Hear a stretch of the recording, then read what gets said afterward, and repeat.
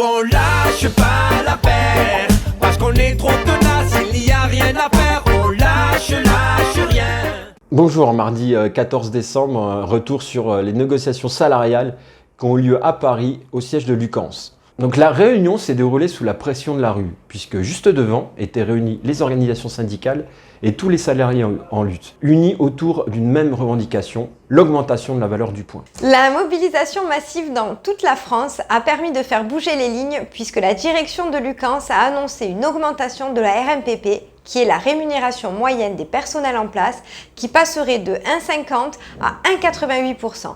Non négligeable, car elle avait toujours refusé, mais clairement insuffisant. Alors la RMPP, c'est un concept un peu compliqué, que l'on prendra le temps de vous expliquer plus longuement, mais ce qu'il faut bien comprendre, c'est que cette augmentation de la masse salariale, rarissime, va malheureusement servir à poursuivre la volonté de division et donner des miettes aux bas salaires, entraînant un tassage de la rémunération, y compris au sein d'un même niveau de la classification.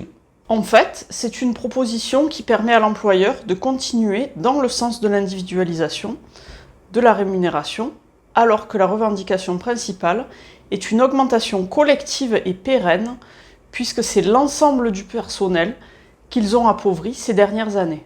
Vous vous rendez compte que si la valeur du point avait suivi l'évolution du SMIC, on aurait aujourd'hui un point à 9,50 € au lieu de 7,24 € actuellement. Au lieu de ça, leur proposition d'augmentation concerne l'enveloppe de promotion 2022, à 38% en moyenne. Des enveloppes aléatoires en fonction de la caisse et des services. Un peu plus de division quoi. Toutefois, ces avancées ne sont pas le fruit du hasard, c'est grâce à notre grève reconductible qui dure depuis plus de 2 mois. C'est aussi grâce à ça qu'on a été reçu par 2 conseillers du Premier ministre hier à 11 h avec une délégation des CEPAM, CARSAT, URSSAF et CAF de la région. Et donc on a profité de l'occasion pour être reçus et pour faire remonter nos justes et légitimes revendications sur les questions salariales.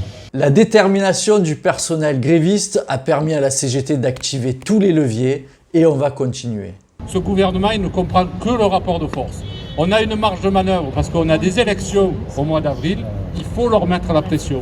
Juste avant cette entrevue, la CGT a organisé une conférence de presse avec la présence des CAF de Nice, de Toulon, d'Avignon, de Marseille, les CEPAM 06, CEPAM 84, CEPAM 13, mais aussi la CARSAT, l'URSSAF, l'UGCAM, avec en soutien les retraités de notre profession.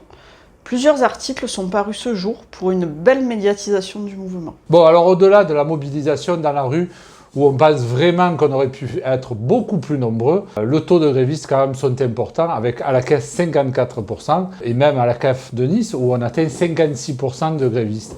Bon, il y a surtout un côté aussi dimension nationale, avec 56% de grévistes à la CAF de Toulouse, 59% à la CEPAM 01, etc., puisque les exemples ne manquent pas. Alors malgré cette forte mobilisation, on n'est pas étonné, les connaissant que notre tutelle et le gouvernement n'accèdent pas à notre revendication dès la première négociation. On a fait preuve d'une organisation remarquable à l'initiative de la CGT qui s'est traduite par une intersyndicale, un mouvement national et surtout l'obtention, au-delà des petites avancées proposées, d'une seconde réunion avec l'employeur sur ce thème mi-janvier.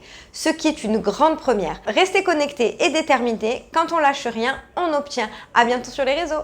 Nous on lâche pas l'affaire, parce qu'on est trop tenace, il n'y a rien à faire, on lâche rien.